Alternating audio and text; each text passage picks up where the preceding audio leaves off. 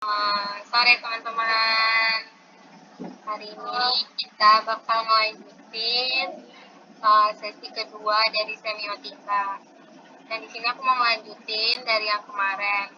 Aku mulai ya. Fischer menandakan bahwa keragaman ini tidak merupakan pencerminan dari perspektif yang berbeda.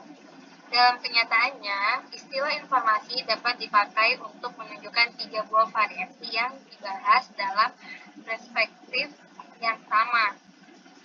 Penggunaan istilah informasi yang non-ilmiah yang paling khas adalah untuk menunjukkan fakta atau data yang dapat diperoleh selama dalam berkomunikasi. Informasi, kata Fischer, bukan semacam peristiwa, tetapi merupakan wujud material secara konseptual karena kehadirannya yang terbentang sepanjang waktu. Istilah yang kedua dari informasi menurutnya menunjukkan makna data.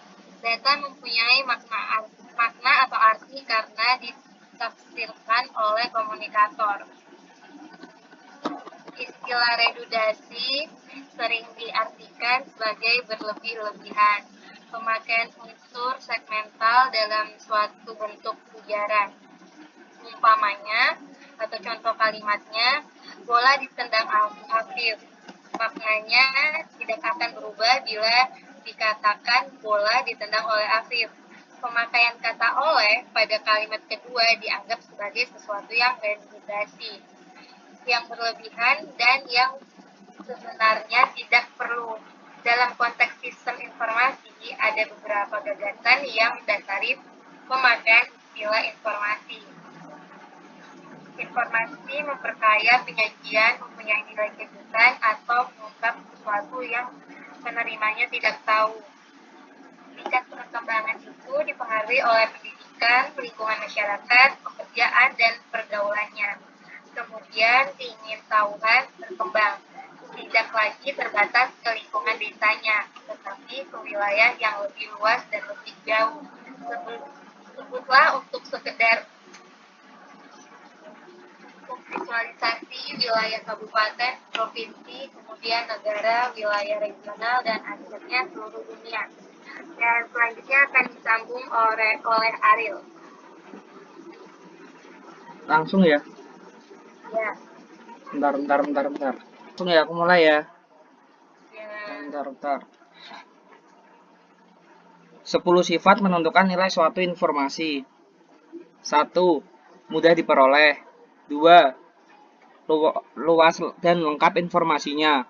3. Ketelitian. 4. Kecocokan. 5. Ketepatan waktu. 6. Kejelasan. 7. Keluasan.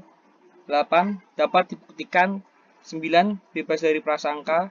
10. Dapat dilacak kebenarannya. Kaitan antara teori informasi dengan semiotika. Semiotika memberikan kerja umum bagi studi pemindahan informasi. Ia membuat pemahaman lebih baik terhadap model-model komunikasi yang telah dibangun lebih jauh. Suatu model komunikasi merupakan konstruksi teoritis yang bertujuan untuk memvisualisasikan dan memeriksa proses pemindahan informasi. Skema situasi dari Umberto Eco. Berdasarkan skema Eco di atas, Segers mencoba menjelaskan ihwal konsep kode. Kode ini menentukan hubungan antara signif, pemberi makna, dan signifi yang dimaknakan. Dalam hal ini, signified merupakan perintah bahwa pengontrol harus bereaksi dengan cara tertentu kepada signifier. Lanjut. Pendekatan terhadap tanda-tanda.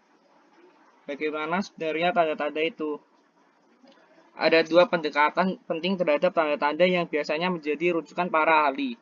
Pertama adalah pendekatan yang didasarkan pada pendekatan Ferdinand de Saussure 1857-1913 yang mengatakan bahwa tanda-tanda disusun dari 2 elemen, yaitu aspek citra tentang bunyi semacam kata-kata atau representasi visual dan sebuah konsep di mana citra bunyi disandarkan. Tanda itu sendiri dalam pandangan Saussure di dalam tanda terungkap citra bunyi ataupun konsep sebagai 2 komponen yang tak terpisahkan, dan bagi Saussure hubungan antara penanda dan bertanda bersifat arbitrary atau bebas, baik secara kebetulan maupun ditetapkan. Sifat arbitrary ini berarti pula bahwa keberadaan sesuatu butir atau aturan tidak dapat dijelaskan dengan penjelasan yang sifatnya logis. Yang kedua, pandangan Charles Sanders Peirce. Peirce menandaskan bahwa tanda berkaitan dengan objek-objek yang menyerupainya. Keberadaannya memiliki hubungan sebab akibat dengan ada tanda atau karena ikatan konvensional dengan tanda-tanda tersebut. Ia menggunakan istilah icon untuk kesamaan indeks untuk hubungan sebab dan akibat dan simbol asosiasi konvensional. Dan di bawahnya ini adalah tabelnya. Lanjut. Umberto Eco meneliti sifat-sifat dinamis tanda dalam bukunya Theory of Semiotics. Dia menjelaskan pandangan epistemologisnya dengan menggunakan suatu perbandingan. Eco memusatkan perhatian pada modifikasi sistem tanda dan mendorongnya untuk mengganti konsep tanda dengan fungsi konsep.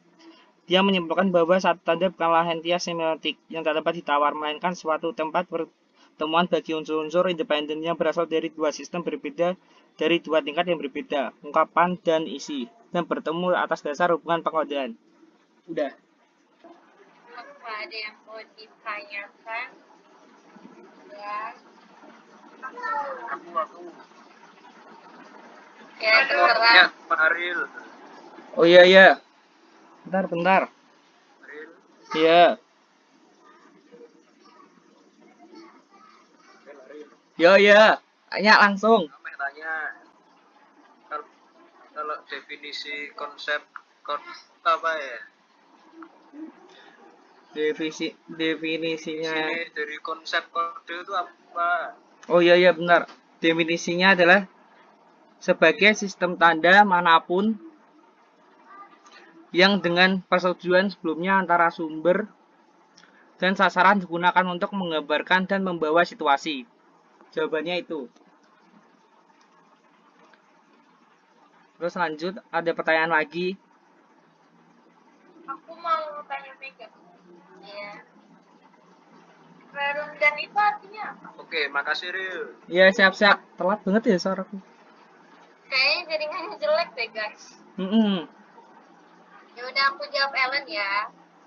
Redundansi itu kejadian berulangnya data atau kumpulan data yang sama dalam sebuah database yang mengakibatkan pemborosan media penyimpanan. Oke, Pak.